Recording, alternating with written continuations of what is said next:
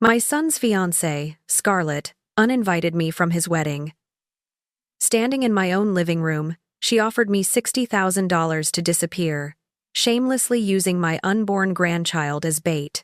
I simply smiled, a silent promise forming behind my eyes. She had no idea who she was dealing with. This story begins with an insult you won't believe. Please like, share, and tell me the city you're listening from. The morning was tranquil, a rare gift.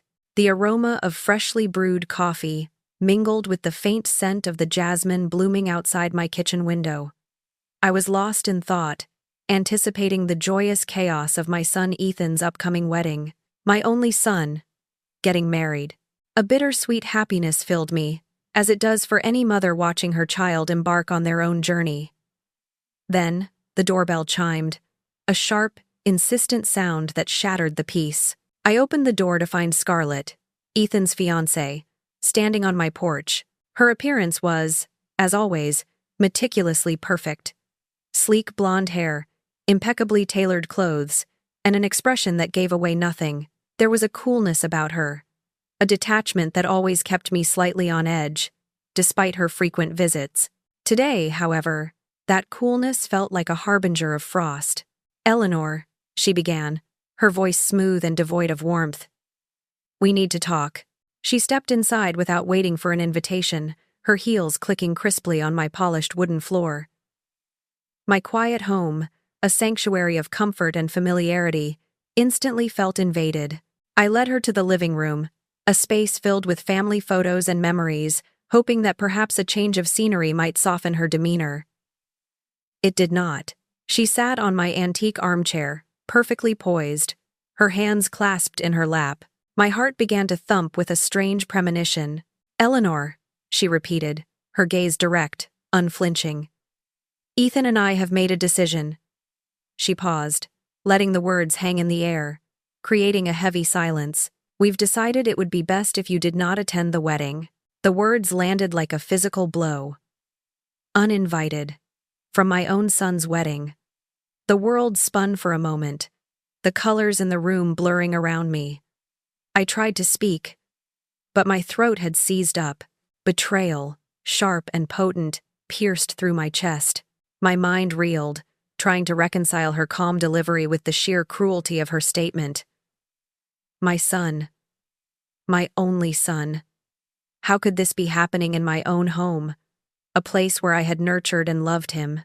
Scarlett observed my shock with an almost clinical detachment, as if she were watching a scientific experiment unfold. "We understand this might be difficult for you," she continued, her tone completely lacking in empathy. "So, we've arranged something to ease the transition." She reached into her elegant handbag and pulled out a crisp white envelope, placing it on the coffee table between us. "Inside," she explained, gesturing to the envelope, "you'll find $60,000. Consider it a contribution to your future grandchild."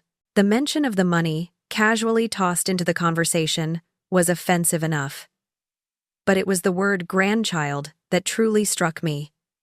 It hit me with the force of an actual weapon.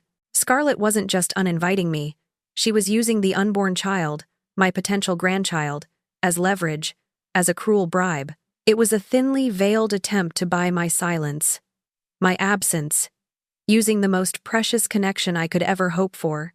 My hands clenched into fists, hidden in the folds of my skirt.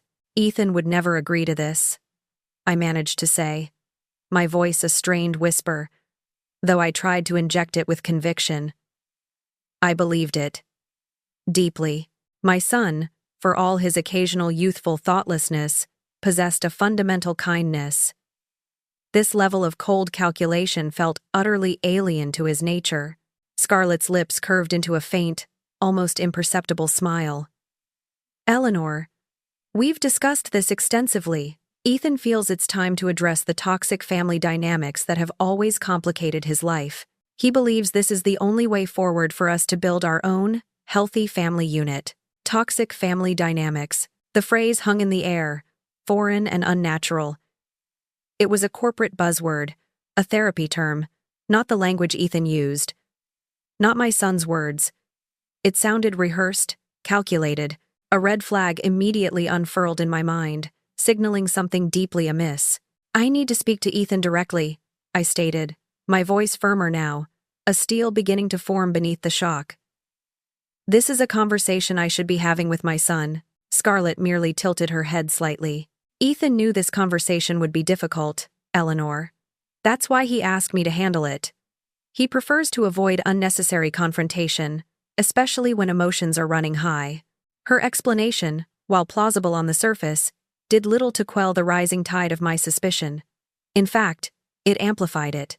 Ethan avoiding confrontation was one thing, but completely sidelining his mother from his wedding plans, allowing his fiancée to deliver such a devastating blow? That didn't sit right. As I looked at her, truly looked at her, I saw not just a cold fiancée, but a master manipulator. Her eyes, though steady, held a glint of something predatory. Her posture, relaxed yet rigid, conveyed an unwavering resolve. This wasn't just about my presence at a wedding. It was about power, control, and a deeply unsettling agenda. She leaned forward slightly, her voice dropping to a lower, more deliberate tone. "So, Eleanor, you have a choice. You can accept our decision gracefully, take the generous offer, and allow us to move forward without drama. Or, we can do this the hard way." The unspoken threat in her words was palpable, chilling me to the bone. The hard way conjured images of public scandal, emotional warfare, and a complete rupture with my son. For a moment, I was overwhelmed, my mind a tempest of grief and anger. But then, a flicker of something else ignited within me. A quiet resolve, born from years of navigating complex human relations in my career. As a former human resources director, I had encountered countless individuals who attempted to manipulate situations, to dictate terms, to exploit vulnerabilities. I recognized the pattern, the calculated aggression, the veiled threats. Scarlett, for all her poised delivery, had made a critical miscalculation. She had underestimated me. I picked up the envelope, my fingers tracing the crisp edge. A small smile touched my lips, one that mirrored Scarlett's earlier one. But mine held a different kind of promise. "I understand," I said, my voice calm, almost serene. "Thank you for clarifying Ethan's position." I had no intention of accepting her terms, not in the way she imagined. But I wouldn't engage in a shouting match, wouldn't give her the emotional drama she clearly expected. Instead, I would investigate. My HR instincts screamed that there was more to this story, a narrative far darker than what Scarlett was presenting. Ethan's character, his love for me, these were not things I would easily surrender. My mind immediately turned to Martha Lee, a former colleague from my HR days, now a highly respected private investigator. Martha had a knack for uncovering hidden truths, for seeing beyond the polished facade. If anyone could help me understand what was truly happening, it was her. Scarlett thought she had cornered me. But she had only succeeded in igniting a quiet fire, a determination to fight for my son and the truth. Martha Lee arrived 2 days later, a whirlwind of efficiency and calm in my otherwise turbulent world. She was exactly as I remembered her from our HR days. Sharp, observant, with an almost uncanny ability to read between the lines. Her presence, grounded and reassuring, was a stark contrast to the unsettling visit from Scarlett. We sat in my study, the large oak desk between us, now cluttered with folders and a laptop, a stark departure from its usual orderly state. "Eleanor," Martha began, her voice low and direct. "Your gut feeling was spot on. Scarlett isn't just difficult, she's dangerous." My heart, which had been a tight knot of anxiety since Scarlett's visit, sank even further, though a part of me had already braced for this confirmation. The pit in my stomach deepened. Martha opened a file, revealing a timeline of Scarlett's professional life that immediately raised red flags. "In the last 5 years," Martha stated, pointing to a document, "Scarlett has worked for 7 different companies. 7, Eleanor. And in every single instance, she either resigned or was let go, always citing hostile work environments as the reason." I leaned forward, my brow furrowing. Hostile work environments? That's quite a pattern. It was a classic HR maneuver, I knew, often used as a shield or a weapon. But 7 times? It spoke of a deeply ingrained issue. Not just unfortunate circumstances, Martha nodded grimly. Exactly. My investigation into her previous workplaces paints a clear picture. Scarlett has a pattern of creating drama, subtly stirring discord among colleagues, and expertly leaking confidential information when it serves her purpose. She's a master at playing the innocent victim, turning any situation to her advantage while appearing completely blameless. She went on to detail how Scarlett would often initiate conflicts, then step back, allowing others to suffer the consequences. Confidential information, she explained, wasn't necessarily sensitive corporate data, but rather personal details about colleagues or management, strategically revealed to create mistrust and animosity. Her ability to manipulate perception was her most formidable weapon. Then Martha pulled out a specific report, her expression hardening. This one is particularly disturbing. At Meridian Financial, a reputable firm where she worked as an executive assistant, Scarlett filed a formal complaint against her female supervisor. Martha paused, letting the information sink in.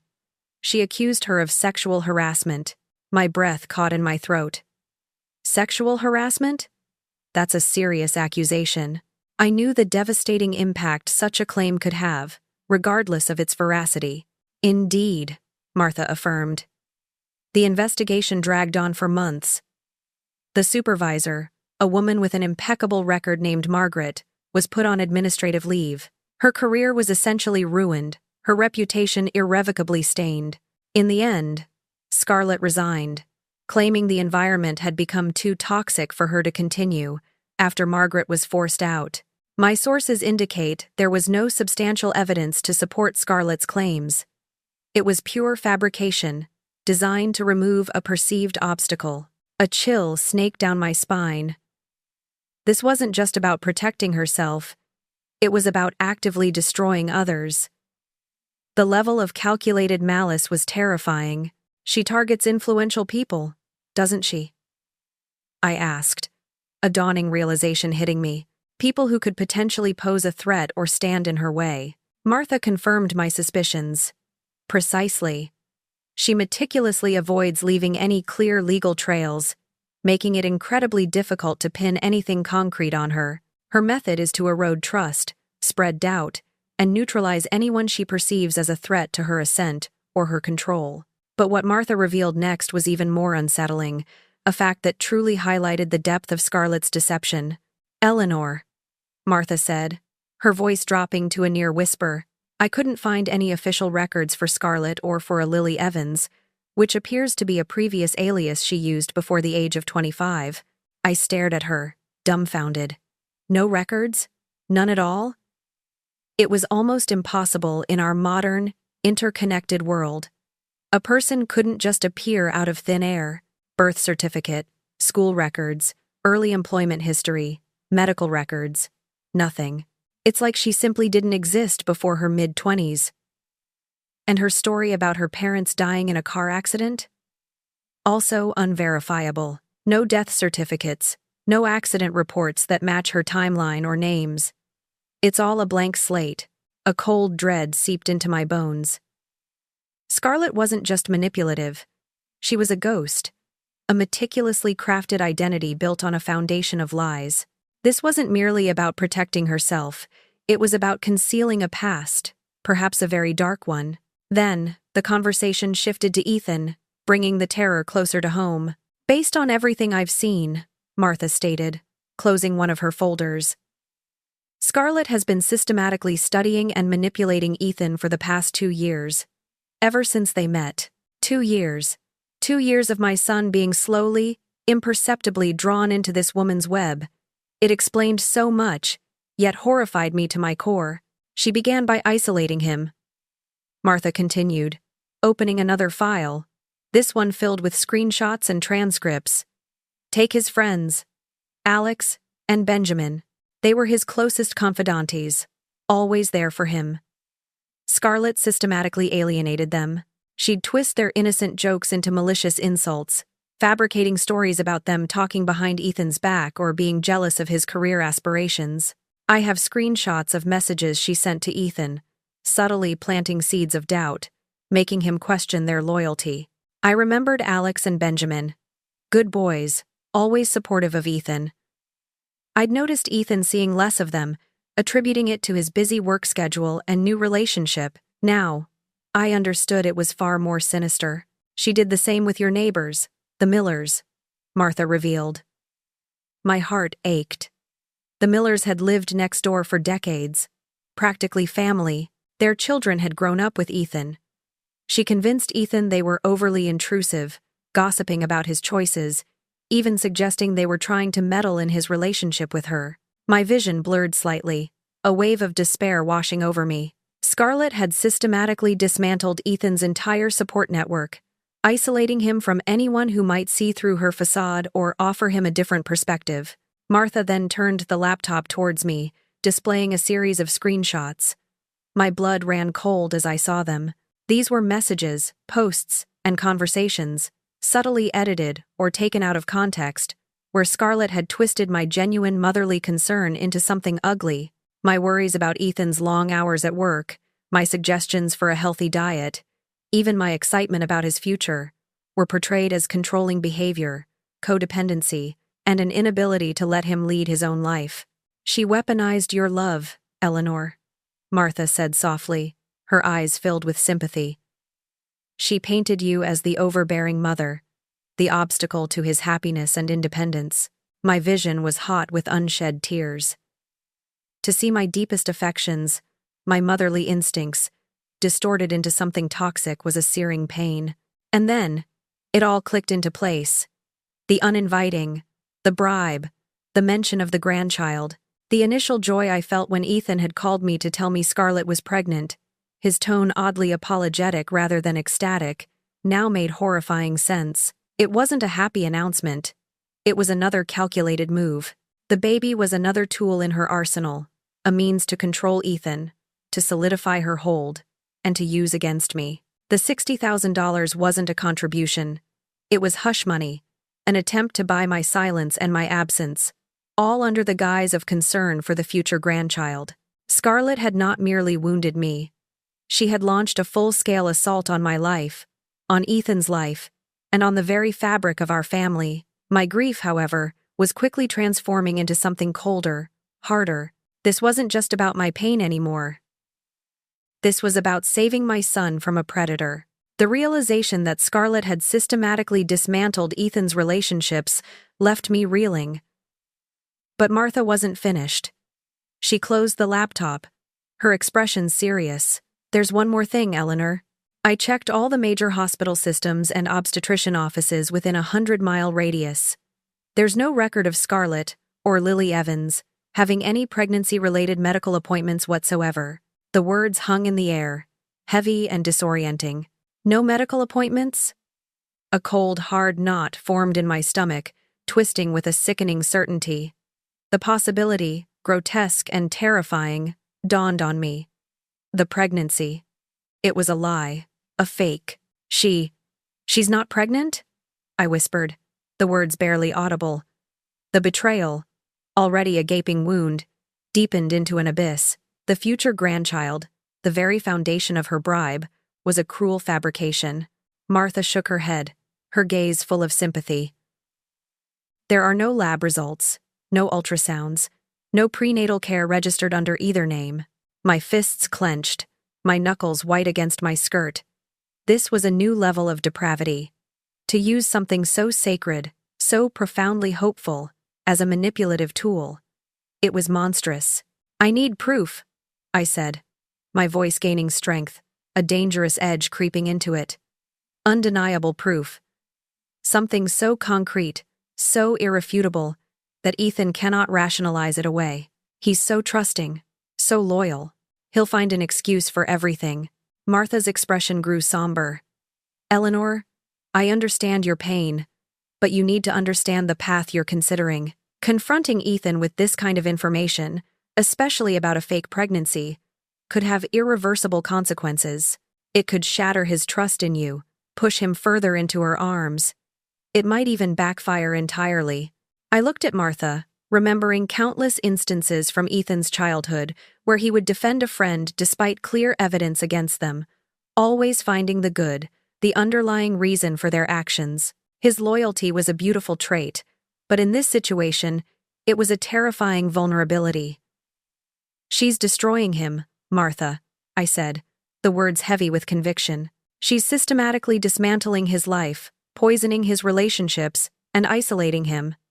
And now this, a fake pregnancy. It's calculated, Martha.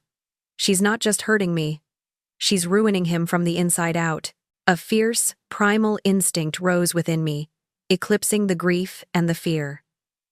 "You know, Martha, a mother's love is a powerful thing, but a mother's love, when threatened, when pushed to protect her child from harm, that's the most dangerous force on earth." My voice was steady, resolute. There was no turning back. Martha held my gaze, recognizing the unwavering determination in my eyes. She simply nodded, a silent acknowledgement of my resolve. "All right, Eleanor, there's one more piece of the puzzle I've been waiting for. It's delicate, but it might give us the irrefutable proof you need." We spent the next few hours in tense anticipation, Martha making calls, me pacing the room, my mind a whirl of anger, fear, and a burning desire for justice. Finally, a new email notification chimed on Martha's laptop. She opened it, her eyes scanning the document. Her expression, already serious, tightened further, a shadow falling over her face. "Eleanor," she said, her voice barely above a whisper. The medical records came through. She paused, taking a deep breath. "You were right about the pregnancy. There is no record of Scarlett being pregnant. No HCG levels, no gestational sac, nothing consistent with a pregnancy." A wave of bitter relief washed over me, quickly followed by a surge of renewed anger.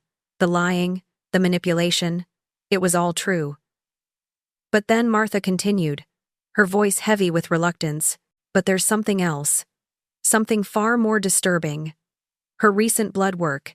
It came back positive for chlamydia." The air left my lungs in a whoosh. Chlamydia. An STD. My blood ran cold, quickly replaced by a furious heat that consumed me. Ethan. My son. He was engaged to this woman, possibly intimate with her, and she had an STD. She was not only manipulating him, lying about a pregnancy, but she was systematically infecting him, putting his health, his future fertility, and his very life at risk. The sheer depravity of it was almost incomprehensible. Rage, pure and incandescent, ignited within me. It wasn't just about the wedding, or the money, or the cruel words. It was about Ethan's body, his health, his future, being desecrated by this woman. The terror that had been simmering beneath my anger erupted. A raw, visceral fear for my son. This wasn't just betrayal. It was an act of insidious, methodical violence. "She infected him," I choked out, the words laced with venom. "She deliberately infected my son." Martha placed a reassuring hand on my arm, her own face etched with concern. "Eleanor, we don't know for certain it was deliberate, but the timing, combined with everything else." She trailed off, the implication clear. Then, Martha pulled out yet another file, her expression grim. "There's more, Eleanor. We finally have a clearer picture of who Scarlett really is. Her true name is Lily Evans. She's not 28, as she claims. She's 32. The revelation of her true identity, a small but significant piece of the elaborate puzzle, only solidified the monstrous image I was building of her. 32. Not a young, naive woman, but a seasoned con artist. And her pattern? I asked, my voice dangerously calm, the rage now simmering beneath a cold, calculating surface. Martha laid out a series of documents, each detailing a similar story, a terrifyingly consistent modus operandi. Lily Evans, or whatever alias she uses, has a clear and established pattern. She targets successful men with family money, significant assets, or a position of influence. She isolates them from their families and friends, just as she did with Ethan. Then, she creates fake emergencies, financial crises, medical scares, and yes, fake pregnancies. My heart pounded, each beat echoing the horrifying truth. Once she has secured access to their finances or convinced them to make significant investments or transfers for these emergencies, Martha continued, her voice grave, she disappears. Sometimes it's a few weeks before the planned wedding. Sometimes it's after a major financial transaction. She vanishes without a trace, leaving behind a trail of emotional and financial devastation. The full horror of it enveloped me. Ethan wasn't just a mark. He was her next victim in a long line of them. The fake pregnancy, the STD, the isolation, the uninvitation. It was all part of a meticulously executed plan to drain him dry and then vanish. My son, caught in the web of a professional predator. The rage, the terror, solidified into a singular, unwavering purpose. I would not let her succeed. Martha began to lay out the full extent of Lily Evans's predatory history, each case a chilling echo of the danger Ethan was now in. The files on her laptop screen flashed with names, dates, and devastating outcomes, painting a picture of calculated cruelty and financial devastation. Her first confirmed target we found was Robert Vance, a successful tech entrepreneur in Seattle, Martha explained, pulling up a detailed report. Lily, under another alias, met him at a charity gala. Within 6 months, she had convinced him to add her name to the title of his luxury condo, claiming it was a gesture of trust and commitment. She also gained access to his joint savings account, ostensibly for shared future investments. Martha paused, her gaze hardening. The day after the papers were signed, she emptied the account, close to $300,000, and vanished, without a trace. Robert was left with a mortgage he couldn't fully manage alone, and a shattered heart. My chest tightened. $300,000. The ruthlessness was staggering. Then there was Gregory Hayes in Denver, Martha continued, clicking to the next profile. He was a partner in a high-profile law firm. Lily faked a pregnancy with him, went through the whole charade. Then, after a few months, announced a tragic miscarriage due to stress he had supposedly caused. The emotional toll was immense. He was utterly devastated. She manipulated him into giving her a substantial grief settlement, over $150,000, to help her recover and start fresh somewhere new. She disappeared a week later. The sheer audacity, the sickening emotional manipulation of faking a miscarriage for financial gain, made my stomach churn. The chilling similarity to Ethan's situation was undeniable. The fake pregnancy, the sudden uninvitation with a payment.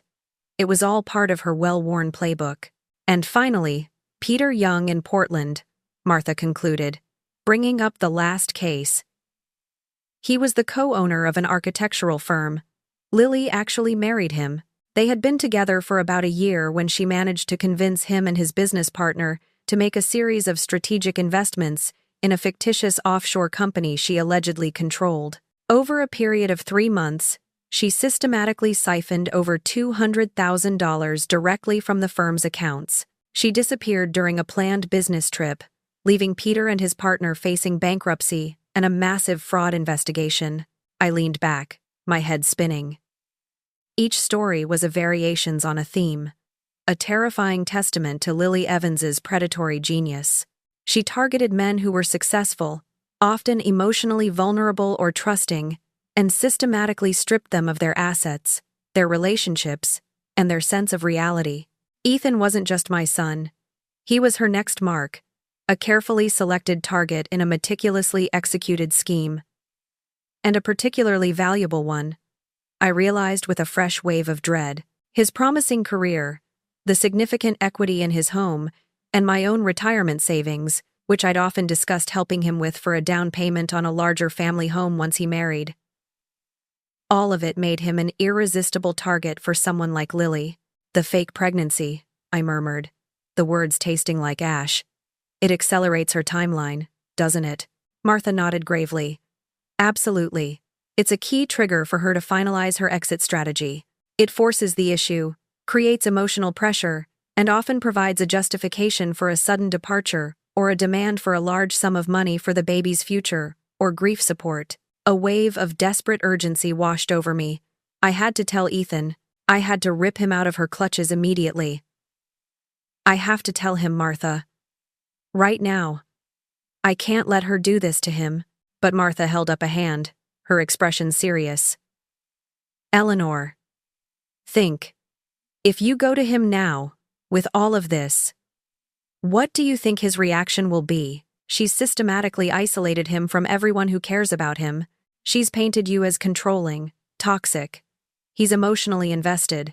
He believes he's having a baby with her. Any accusation from you, without irrefutable, undeniable proof that she cannot explain away, will be dismissed. He'll see it as your delusional rantings.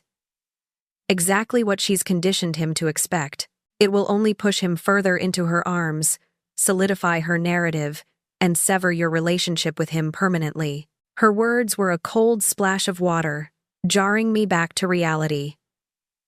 She was right. Ethan, for all his intelligence, was blind when it came to Scarlett. He trusted her completely. My emotional pleas, my desperate warnings, would only be twisted by Lily into further proof of my toxicity. We need undeniable proof, Martha reiterated. Something that confronts Lily directly. Something that she cannot possibly spin or deny without exposing her entire charade.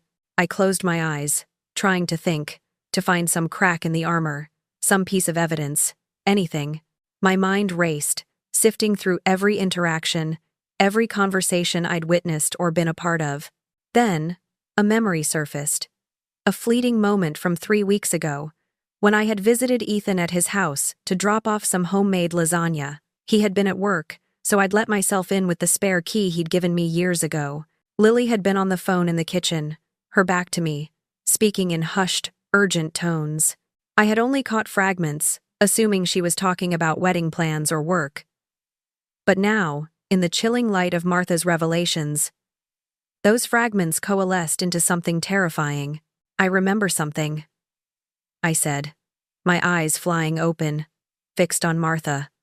3 weeks ago, I went to Ethan's house. Lily was on the phone. I only caught bits of it. But now it makes sense. I recounted the scene, the hushed tones, the urgency, and then, the words, clear as a bell in my memory, chilling me to the bone. No, the timeline hasn't changed. Yes, after the wedding. He's completely isolated now. The mother won't be a problem much longer. The implications of those words, now understood in their full sinister context, hit me like a physical blow. The wedding, the ultimate prize for her, the point of no return for Ethan, completely isolated. My son, and the mother won't be a problem much longer. That was me. Her plan was already in motion, and I was merely an obstacle to be removed. My blood ran cold, then boiled with renewed determination. She thought I wouldn't be a problem? She had no idea who she was dealing with. Not anymore. The stakes couldn't be higher. If you're invested in this story, like I am, then hit that like button, share it with someone who needs to hear it, and subscribe so you don't miss a single part of what happens next. You won't believe how far I was willing to go to save my son. The words Lily had uttered 3 weeks prior, now understood in their chilling context, replayed in my mind like a broken record. No, the timeline hasn't changed. Yes, after the wedding. He's completely isolated now. The mother won't be a problem much longer. The implication was stark, cold, and utterly terrifying. Lily wasn't just planning to exclude me from the wedding. She was planning to eliminate me as an influence in Ethan's life, perhaps permanently. The wedding was merely a milestone, a point of no return after which her scheme would accelerate. My blood ran cold. But beneath the fear, a steely resolve began to form. I immediately called Martha, my voice tight with urgency. Martha, I need surveillance equipment. Something small, discreet. There was a moment of silence on the other end of the line. Then Martha's grave voice filled my ear. Eleanor, you know the risks involved with this. If you're caught, the legal repercussions could be severe. Depending on state laws, it could be considered illegal wiretapping, privacy invasion.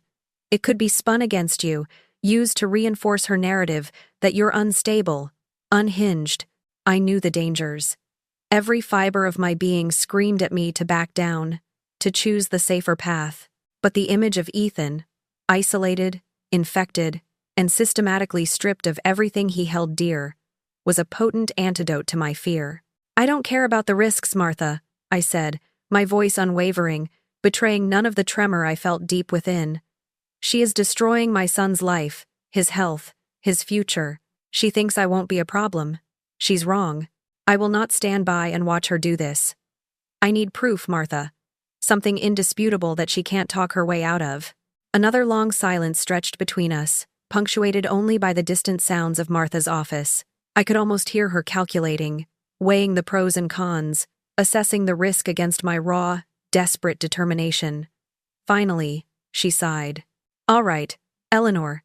I have a small voice-activated recorder. It's tiny, almost imperceptible. I'll send it over via courier. It should reach you by tomorrow morning." A wave of relief, cold and clinical, washed over me. It was a dangerous game, but it was the only game I had. 2 days later, just as I was grappling with the weight of this decision, my phone rang. It was Lily. Her voice, usually so composed, now carried a faint tremor, an almost imperceptible hint of vulnerability. "Eleanor," she began, "I've been thinking a lot about our last conversation. I feel terrible about how things transpired. Perhaps I was too blunt, too direct. I wanted to reach out, to clear the air, as future family." Her words were laced with a feigned remorse, a performance so convincing it might have fooled anyone else. But I saw through it now. I recognized the familiar pattern. The initial attack, the calculated retreat, the attempt to mend fences before the next strike. This wasn't about clearing the air.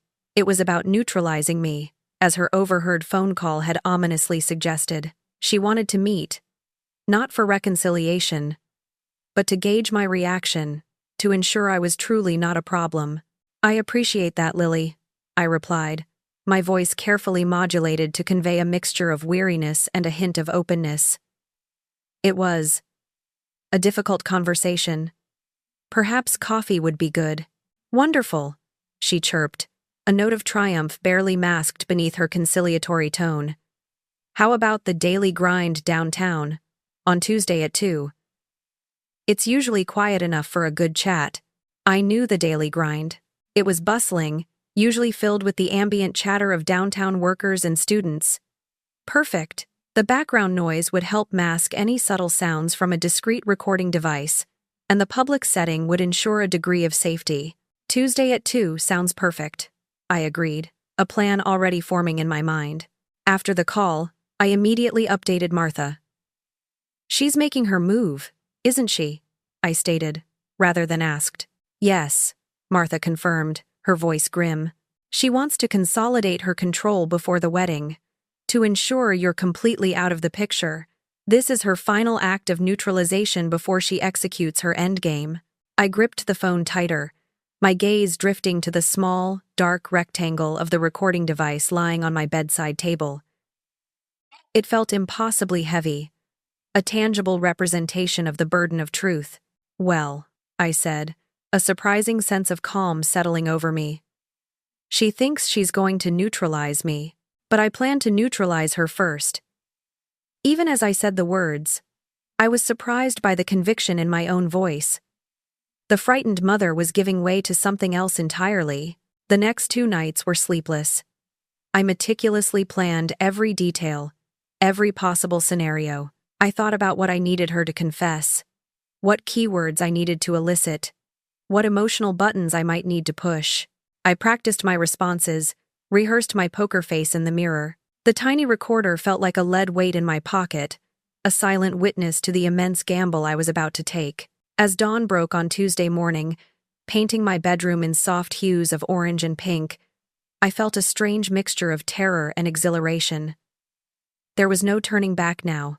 The truth, in all its ugly, devastating glory, would finally be revealed, one way or another. This wasn't just about protecting Ethan. It was about fighting for the very soul of my family. The cafe was a symphony of urban life. The hiss of the espresso machine, the clatter of ceramic on saucers, a murmur of conversations, and the distant rumble of city traffic. I arrived early, as planned, choosing a table nestled in a corner, far enough from others to ensure a semblance of privacy, but close enough to benefit from the general hubbub. My purse lay innocently on the table beside me, the small recording device within already activated, its tiny red light blinking silently, a silent sentinel of truth. The weight of the device was minimal, but the weight of my mission was immense. A few minutes later, Lily strode in. She was, as always, impeccably dressed, a vision of polished confidence. Her blonde hair was perfectly styled, her makeup flawless, and her designer coat draped just so. She scanned the room, her gaze sharp and assessing, before spotting me. A practiced smile bloomed on her face as she approached, a mask of warmth that didn't quite reach her eyes. "Eleanor, thank you for meeting me," she purred, sliding into the opposite chair. She didn't order any food or even a decaf coffee, simply a glass of sparkling water. The omission was a small detail, but it reinforced Martha's findings. No genuine pregnancy, no cravings, no morning sickness, just a carefully constructed facade. She began her performance, a masterclass in feigned vulnerability. "I've been feeling so awful about everything," she started, her voice hushed, her gaze seemingly earnest. "Especially with the baby coming and all the stress of planning the wedding. I just want our family to be happy. Ethan needs that stability, especially now. Our family." The word tasted like ash in my mouth. She was weaving a deceptive narrative of domestic bliss, pulling me into her carefully constructed illusion. "I truly believe we can move past this," she continued, leaning forward slightly. "But it requires establishing some clear boundaries. Ethan and I are building our own life, our own family unit, and sometimes, well, a mother's influence can be a bit overwhelming." She couched her insult in soft tones, almost as if she were confiding in me. "So, my proposition is this. We can reconsider your wedding invitation. And, of course, you'll have access to your grandchild. Supervised visits, naturally, to ensure a positive environment." My heart hammered against my ribs, but I kept my face a neutral mask, my voice calm. "And in exchange, Lily?" I prompted, guiding her to reveal her true motives, her terms of reconciliation. Her smile widened, now more radiant, more assured. "Well, with the baby coming, Ethan and I need more space. My morning sickness has been dreadful, making it impossible for me to work as much as I've planned, so we need a larger home for our growing family. A down payment is the issue, of course. We're looking at a place that's perfect, but we'd need about $50,000 for the deposit." She spoke with a casual air, as if requesting a small favor, not extorting a significant sum. $50,000. Not the $60,000 she offered me to disappear, but still a hefty amount. And now, tied explicitly to her pregnancy and the future grandchild. $50,000. I repeated, slowly, letting the sum hang in the air. "And in exchange for that? You'll reconsider the wedding invitation and allow supervised visits?" "Exactly," she exclaimed, her smile blinding. "It's about our future, Eleanor. About creating a loving, harmonious environment for our child." "Where's Ethan in all this?" I asked, pushing for a reaction. "Why isn't he here, discussing this with his mother?" Lily's expression flickered, a fleeting annoyance crossing her features before she smoothly recovered. "Eleanor, you know Ethan. He despises conflict. He finds these discussions incredibly stressful. He asked me to handle it. He believes this is the best way to move forward, to avoid any undue pressure on the baby." She painted him as a weak, easily manipulated figure, and it sent a fresh surge of anger through me. Then, her tone subtly shifted, a hint of steel entering her voice. "Frankly, Eleanor, Ethan has been under immense financial pressure lately, and with my delicate condition, any added stress is simply not good for the baby. We need to secure this home quickly. We need to make an offer this weekend." She created artificial urgency, a common tactic of manipulators. Of course, I said, feigning concern, leaning in slightly. I understand. Pregnancy can be so unpredictable. Have you had any complications? Who's your doctor? I know an excellent OB/GYN, Dr. Evans. Just off Elm Street. Lily's eyes narrowed almost imperceptibly. My mention of a specific, local doctor was clearly unwelcome.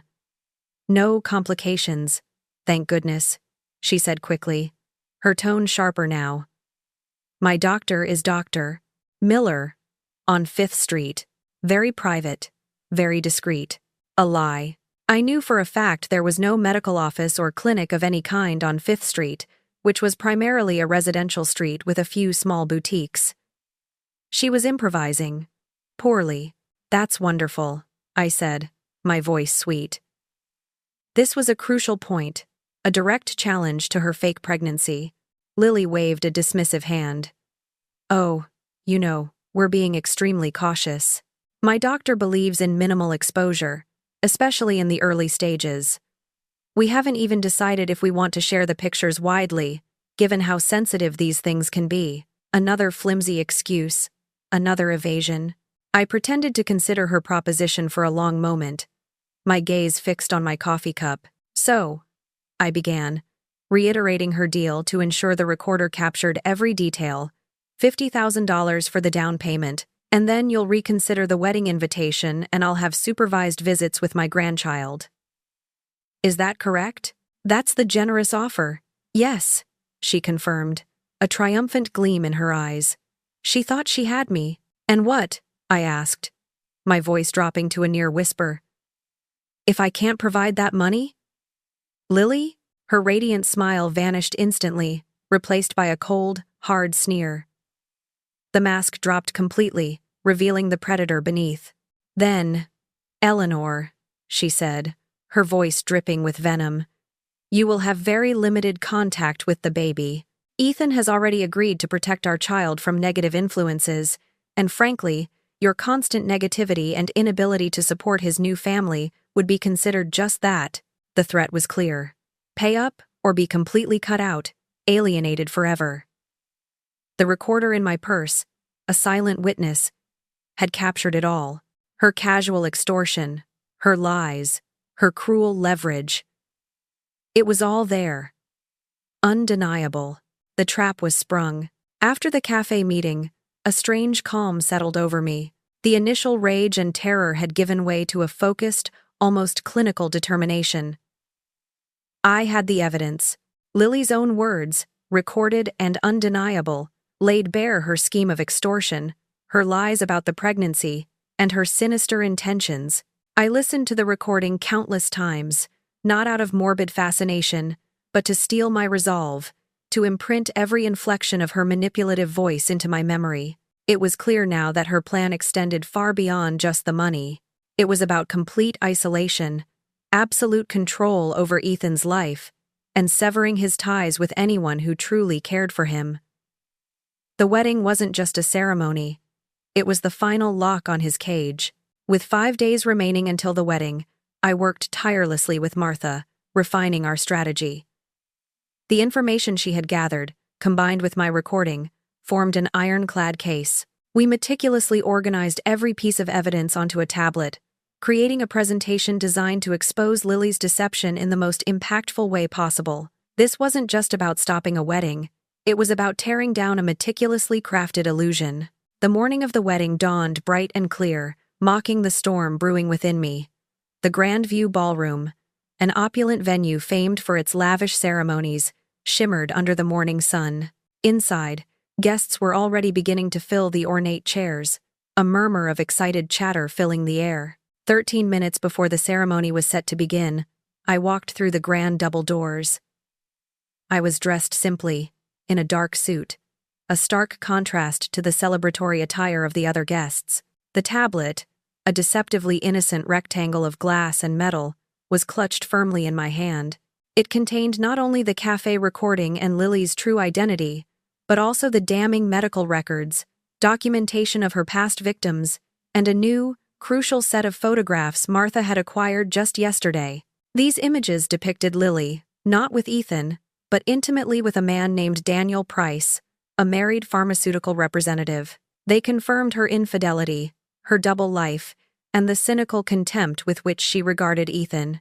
A broad-shouldered doorman, resplendent in a tuxedo, stepped forward to intercept me, his smile polite but firm. "I'm sorry, ma'am, but the ceremony is about to begin. Only ushered guests at this time." I met his gaze, my voice steady, betraying none of the tremor in my hands. "I am Eleanor Vance. I am the groom's mother," I stated, my voice carrying just enough authority to halt his practiced spiel. "And I'm here to stop a mistake." Without another word, I brushed past him, my gaze fixed on the altar. There stood Ethan, handsome in his tuxedo, but something about him was off. His posture seemed slightly hunched, his smile forced, a shadow of the vibrant, joyful son I knew. He looked diminished, a puppet on a string. Beside him, Lily glowed, her white gown shimmering, her face radiant with a triumphant, predatory beauty. She was poised to claim her prize, the culmination of 2 years of careful manipulation. The officiant, a kindly-looking man with a gentle smile, began the ceremony, his voice resonating through the hushed ballroom.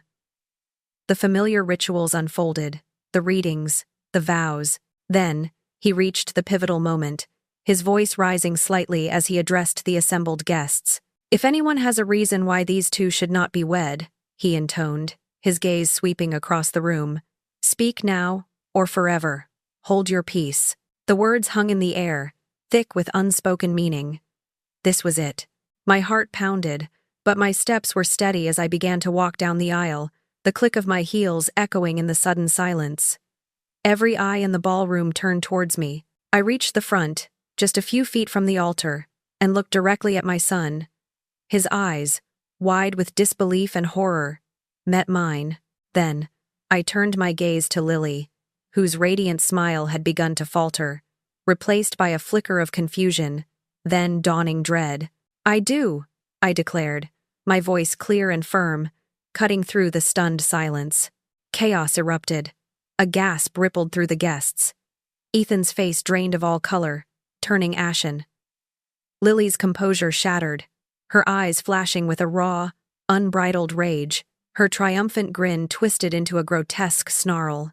"What is the meaning of this?" she shrieked, her voice shrill, completely devoid of the elegant facade she usually presented. "Get her out of here." Ignoring her, I calmly walked over to the AV console near the altar. The startled technician, caught off guard by the unfolding drama, was too stunned to resist as I swiftly connected my tablet to the ballroom's large projection screens. With a decisive swipe of my finger, I initiated the presentation. The entire ballroom plunged into darkness for a moment, then the vast screens flickered to life. The first image that blazed forth, stark and undeniable, was a laboratory report. In bold, red letters, it clearly displayed, "Pregnancy test, negative." Below it, the date, 1 week ago. A collective gasp swept through the room.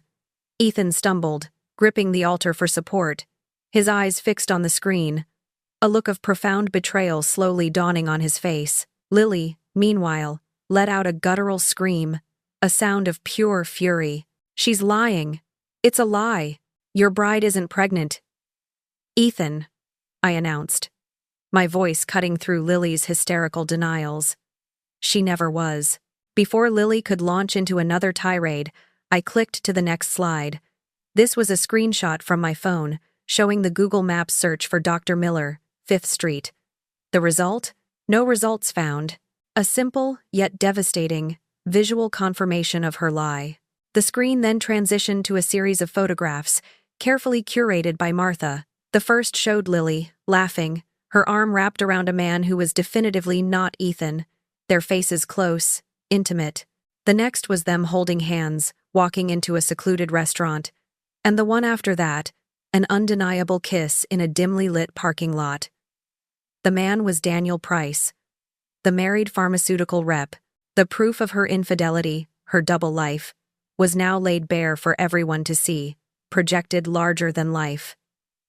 The guests murmured, shocked, whispers filling the room. Ethan stared at the images, his face a mask of utter devastation, his world crumbling before his eyes.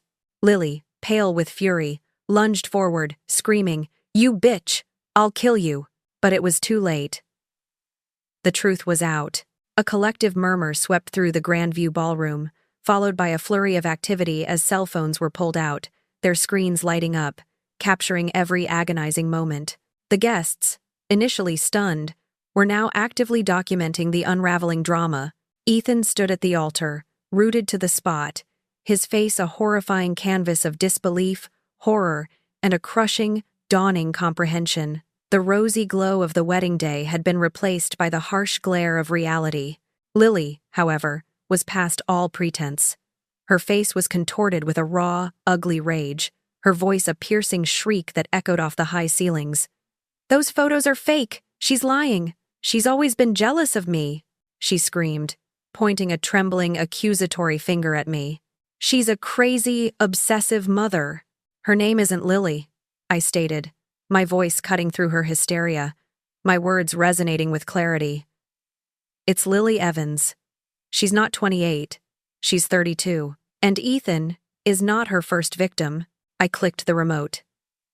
The screen flashed again, now displaying a grim compilation of newspaper clippings and court documents. Lily Evans, con artist, swindles tech entrepreneur Robert Vance out of hundreds of thousands, read one headline. Another, lawyer Gregory Hayes, devastated by fake pregnancy scam. And a third, architect Peter Young, embroiled in embezzlement scandal involving wife. Below them, a photo of each man, looking defeated and broken. "Robert Vance in Seattle," I narrated, my voice unwavering. "Gregory Hayes in Denver. Peter Young in Portland. And now, Ethan." I paused, letting the weight of the names hang in the air. My son, Ethan, was just the next mark in a long line of victims. The room erupted. Whispers turned into shocked exclamations, furious murmurs, and outright gasps. Lily's family, if they were truly her family, sat stunned, looking utterly bewildered. Ethan's friends, the very ones Lily had tried to alienate, exchanged horrified glances. "Her pattern is always the same," I continued, projecting my voice, ensuring every ear could hear. "She targets successful men with family, money, or assets. She isolates them from their loved ones, creates fake emergencies, financial crises, fake pregnancies. And then, after securing access to their finances, she vanishes, leaving behind a trail of emotional and financial devastation." At this, Lily finally broke. With a primal scream of pure, unadulterated fury, she lunged at me, her eyes blazing with murderous intent. "He was supposed to be mine," she shrieked, her hands outstretched like claws. "The house, the money, all of it." Before she could reach me, two security guards, who had clearly been alerted by the doorman, swiftly moved in, intercepting her. They wrestled her to the floor, her white wedding gown becoming disheveled and dirty, her desperate screams echoing through the ballroom. Her rage-fueled confession, delivered before 50 stunned witnesses, was undeniable. Ethan, his shoulders slumped, slowly sank into a nearby chair, burying his face in his hands. The elegant ballroom, adorned for a joyous celebration, now felt like a tomb. I clicked the remote one last time. The screens went dark, then the audio recording from the cafe meeting began to play, filling the suddenly silent room. Lily's voice, clear and cold, emanated from the speakers, detailing her demand for $50,000, her threat of limited contact with the non-existent grandchild, and her chilling assertion that Ethan had agreed to protect our child from negative influences, meaning me. The recording played for a few agonizing minutes, a damning, irrefutable testimony to her deception and malice. By the time it finished, the ballroom had largely emptied. Most of the guests, horrified and embarrassed, had quietly slipped away. Only Ethan's closest friends, the true ones, remained, standing awkwardly, offering silent support. Lily, still screaming incoherent threats of lawyers and lawsuits, was finally escorted out, a security guard on each arm, her dramatic exit, a fitting end to her reign of terror. I walked over to Ethan, my heart aching for my son. He slowly lifted his head, his eyes red and swollen, brimming with tears. "Mom," he whispered, his voice hoarse, broken. "I'm so sorry. I don't understand how I could have been so blind." I sat beside him, gently placing a hand on his shoulder. "Ethan, she's a master manipulator," I said softly, my own voice thick with emotion. "She preys on good people. She preyed on your kindness, your loyalty, your desire for a family. You have nothing to be ashamed of." "But I believed her," he choked out, the shame evident in his voice. "I believed her when she said you were controlling, that you were toxic. I pushed you away. She exploited your capacity for love, my son," I countered firmly, looking him directly in the eye. "She exploited the very best parts of you. That's not a flaw, Ethan. That's a strength she twisted for her own gain." He looked at me, a flicker of something akin to comprehension in his eyes. "How long, Mom? How long have you known?" "My suspicions started the moment she uninvited me from your wedding," I admitted, "and especially when she tried to bribe me. But it was Martha, my friend who's a private investigator, who uncovered the full truth." He leaned his head on my shoulder, his strong frame shaking with silent sobs. He cried for the fake baby, for the shattered dream of a family, for the betrayal, for the 2 years of lies, and for the isolation he had endured. He cried for the blind spot that had almost cost him everything. It was a release, a purging of months of emotional abuse and manipulation. I held him close, stroking his hair, my heart both broken and soaring. The wedding was a disaster, a public humiliation. But my son was free. He was safe. When his sobs finally subsided, we slowly rose. We walked out of the ballroom together, leaving behind the wreckage of shattered dreams and exposed lies. The air outside felt fresh, invigorating. Despite the devastation, a renewed sense of hope, fragile but real, began to bloom within me. We still had a long road ahead, but we would walk it together. 3 months later, the opulent Grandview Ballroom was a distant, painful memory. Sundays had regained their gentle rhythm. Ethan and I sat at my kitchen table, the morning sun streaming in, illuminating plates of pancakes and mugs of coffee. The hollow look that had haunted his eyes for so long was slowly fading, replaced by the familiar spark of his former confidence. He was healing, slowly but surely, rebuilding himself piece by painstaking piece. The quiet hum of our Sunday breakfast was interrupted by the insistent ring of my phone. It was Martha. "Eleanor," she began, her voice crisp with good news. "Lily Evans, also known as Scarlett, is officially facing fraud charges in 3 different states. The evidence we provided, combined with the testimonies from her previous victims, has built an incredibly strong case." A wave of relief washed over me. Justice. For all the pain she had inflicted, justice was finally being served. "That's wonderful news, Martha," I said, a genuine smile gracing my lips for the first time in a long while.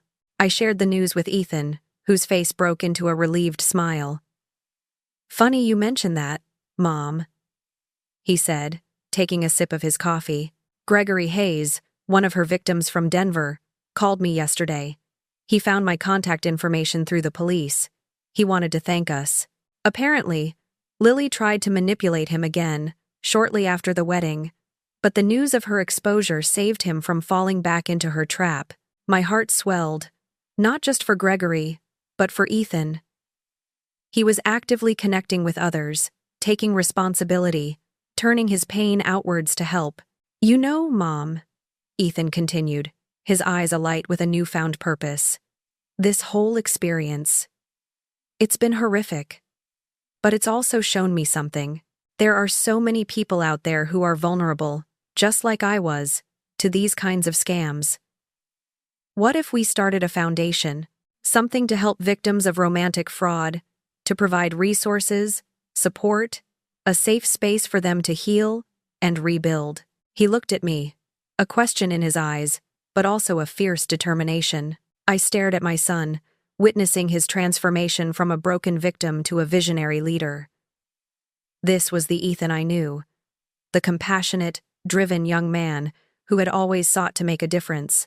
"That's an incredible idea, Ethan," I said, my voice thick with emotion. He grinned, a flash of his old, easy charm. "And I want to name it the Hoffman Foundation. Mom. After you. Because you saved my life. You gave me back my life." My heart swelled with a pride so profound it brought tears to my eyes. This was more than just justice. It was redemption. A beautiful phoenix rising from the ashes of devastation. Later that week, local news channels carried the story. A mugshot of Lily Evans, looking diminished and disheveled in an orange jumpsuit, flashed across the screen. The headlines screamed, "Wedding. Scam artist arrested. Facing wire fraud, identity theft, and conspiracy charges." Officer Sarah Evans of the FBI spoke passionately about the case. "The courage of these victims, led by Eleanor Vance and her son Ethan, has been instrumental in bringing this predator to justice," she stated. "We hope to use this case as a prime example in our training programs for identifying and combating romance fraud." That evening, as Ethan and I watched the news report, he finally confessed something that had been weighing on him. "You know, Mom," he admitted softly. "Deep down, a part of me knew something was wrong. But she had me so isolated, so convinced that you were the problem. And I was ashamed. Ashamed that I could be so easily fooled, so I defended her, even against you." He paused, his gaze meeting mine, filled with regret. "I'm so sorry, Mom. For turning my anger on you, for not seeing your unconditional love." I reached for his hand, squeezing it gently. "Ethan, you have nothing to apologize for. Shame and fear are powerful weapons, and she used them masterfully. What matters now is that you've faced the truth. No matter how humiliating it was, you're not only healing yourself, but you're turning this pain into a purpose to help countless others. That takes immense strength." Over the following weeks, Ethan threw himself into the foundation project with an incredible passion. He channeled all his hurt, his anger, his betrayal, into building something meaningful. He worked tirelessly, driven by a powerful desire to prevent others from suffering the same fate. 6 months after the disastrous wedding day, the Hoffman Foundation officially launched. It offered legal advice, counseling services, financial recovery guidance, and most importantly, a community of support for victims of romance fraud. At the opening ceremony, Ethan stood before a crowd of journalists, supporters, and fellow survivors. He spoke with quiet confidence, his voice strong and clear, about the importance of rebuilding trust, not just in others, but in oneself. After his speech, he came directly to me, a proud smile on his face, and handed me the first Foundation newsletter. On the front page, beneath the logo of the Hoffman Foundation, was an article titled, "When Mothers Know Best." It was dedicated to me. Reading it, my heart swelled with a profound peace. The bond with my son, once stretched and frayed by deception, was now stronger, deeper, and more resilient than ever before. A few weeks later, my phone rang. It was Ethan. "Mom, I'm heading home from the Foundation office," he said, his voice light, carefree. "Do you want some Chinese takeout?" Before I could answer, he was at my door, a bag of our favorite dishes in hand, his old, easy grin back, free of shadows, free of the burden he had carried for so long. As we sat, sharing stories and laughter over our meal, he looked at me, his eyes bright. "You know, Mom," he said, a thoughtful expression on his face, "I really feel like I've got my life back." I smiled, a knowing, loving smile. "You gave yourself back your life, Ethan." I corrected him gently. "I just reminded you who you really were." And in that moment, as the sun set, casting a warm glow over my quiet home, I knew the nightmare was truly over. Our healing was complete, and the future, once shrouded in uncertainty and pain, was now bright with endless possibility.